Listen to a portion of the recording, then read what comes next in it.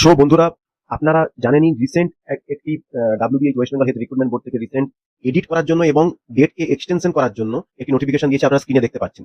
দেখুন, চ্যানেল অনেক পেয়ে যাবেন, আপনারা অনেক চ্যানেলে অনেক ভিডিও পেয়ে যাবেন, কিন্তু আজকে যে ইনফরমেটিভ আপনাদের এটা দেবো, ইনফরমেশনটা দেবো, আমি পূর্বতেও একটা ইনফরমেশন দিয়েছি, আপনারা দেখেছেন। সেখানে বলেছি কাট অফ কিন্তু অনেকটা কমতে পারে, কারণ ভ্যাকেন্সিটাও কিন্তু বৃদ্ধি পেতে পারে। এই বৃদ্ধি ভ্যাকেন্সি একটা নোটিফিকেশন কিন্তু আসার প্রবল সম্ভাবনা রয়েছে। ভ্যাকেন্সি বৃদ্ধি পেতে পারে, কাট অফ কিন্তু কমতে পারে। ঠিক আছে, বেশ কিন্তু অনেকেরই প্রায় কিন্তু যতগুলি ব্যাচ রয়েছে প্রায় কিন্তু অনেকেরই চাকরি কিন্তু এইবারে হয়ে যাবার প্রবল সম্ভাবনা রয়েছে। ঠিক আছে, যেটুকু খবর পাওয়া গেছে।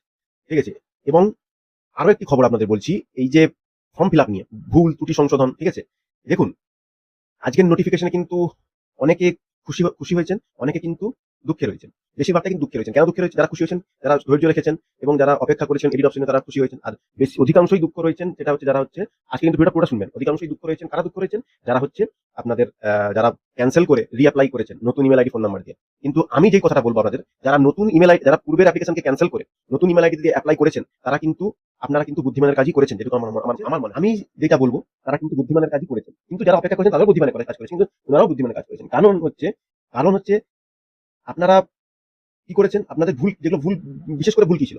HS marksheet certificate upload. Number 1 HS marksheet certificate upload. Number 2 হচ্ছে হচ্ছে জিএনএম এ অনেকে সার্টিফিকেট আপলোড করেন। ঠিক আছে, দুটো ভুল। মার্কশিটের সঙ্গে সার্টিফিকেট অবশ্যই আপলোড করা উচিত, এবং জিএনএম এ 3টা ইয়ারের মার্কশিটের সঙ্গে সার্টিফিকেট আপলোড করা উচিত, এবং স্কুল লিভিংটা থাকলে আরো ভালো হয়। এটা কিন্তু খুব, যারা ভুল করেছেন, ডেঞ্জার ভুল ছিল। এটা আপনারা ভালো কাজ করেছেন, কারণ এডিট অপশন কিন্তু তাদেরকেই দেবে যারা রেকটিফাই হবে। যারা রেকটিফাই হবে, বোর্ডের থেকে যারা রেকটিফাই হবে, যাদের ভুল হয়েছে, একমাত্র কিন্তু তাদেরকেই এডিট অপশন দেওয়া হবে, এবং তার জন্য এডিট উইন্ডো খোলা হবে। ঠিক আছে, এটা হচ্ছে মনে হয় 23 তারিখ থেকে 25 তারিখ মধ্যে। ঠিক আছে, আর বাড়ানো হয়েছে 22 তারিখ অব্দি এক্সটেনশন। এইটা হচ্ছে মেইন জিনিস। শুরু হয়ে যাবে, মানে এই যে আপনাদের কিন্তু পুজোর পরেই আশা করি ইন্টারভিউ নোটিফিকেশন প্রকাশ হয়ে যাবে, এবং কাট অফ কমতে পারে, বেশ অনেকেই চাকরি পাওয়ার প্রবল সম্ভাবনা রয়েছে। আপনারা পড়াশোনা করতে থাকুন, এবং আমি একটি কোর্স চালু করেছি। আমি একটি কিন্তু একদম মহাসংগ্রাম নামক একটি কোর্স আমি চালু করেছি। এটার মাসিক ফি হচ্ছে মাত্র 50 টাকা।